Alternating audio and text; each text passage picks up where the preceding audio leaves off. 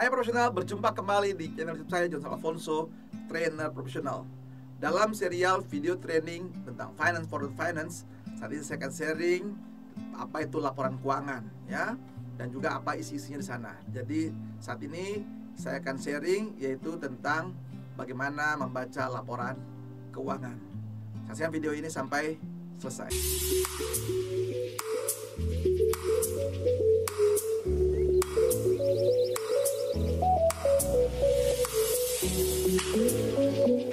Seperti Anda ketahui, laporan keuangan itu ada 3 yang sering digunakan, ya.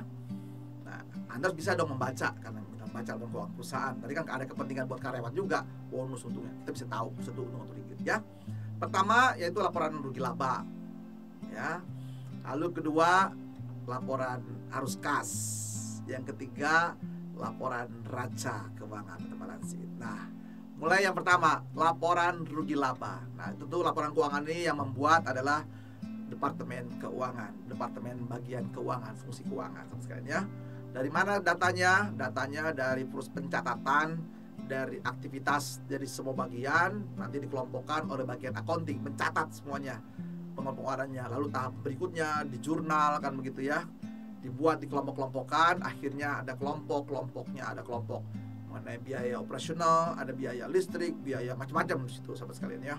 Biaya. Nah, kalau itu accounting, akhirnya masuklah ke dalam suatu laporan keuangan. Nah, laporan keuangan ini pertama laporan rugi laba.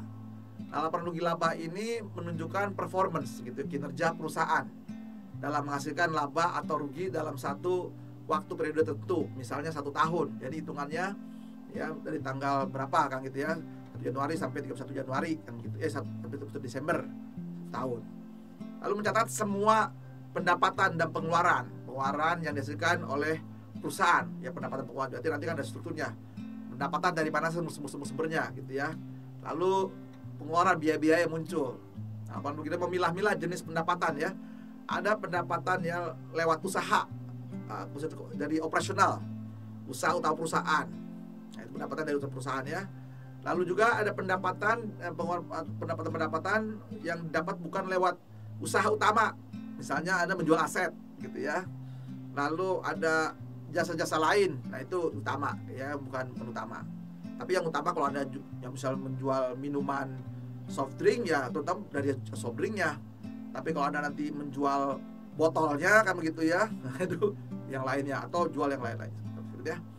Nah, laporan rugi laba ini bukan laporan kas, ingat, ya.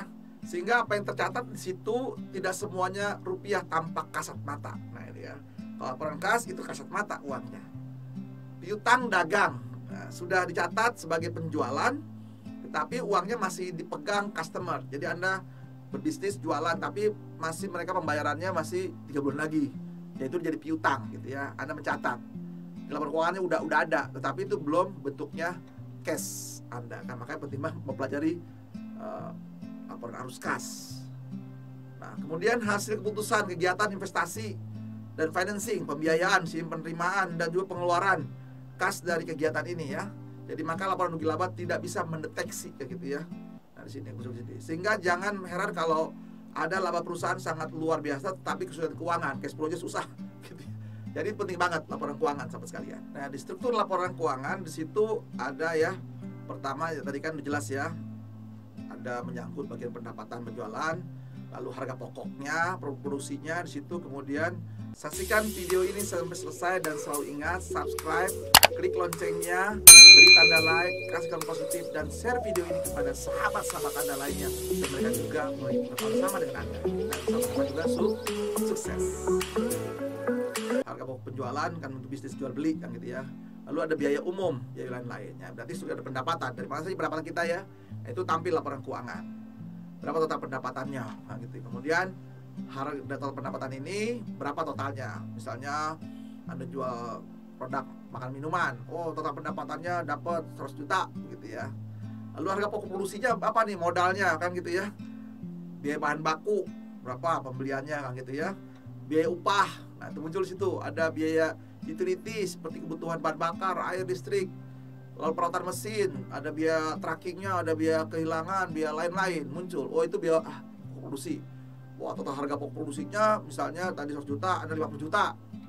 Berarti Anda laba kotornya 50 juta, sahabat sekalian ya. Dikurangi. Jadi pendapatan dikurangi total harga pokok produksi 100 juta, dan dipotong 50 juta. Laba kotor lah 50 juta. Lalu ada biaya non operasional ya.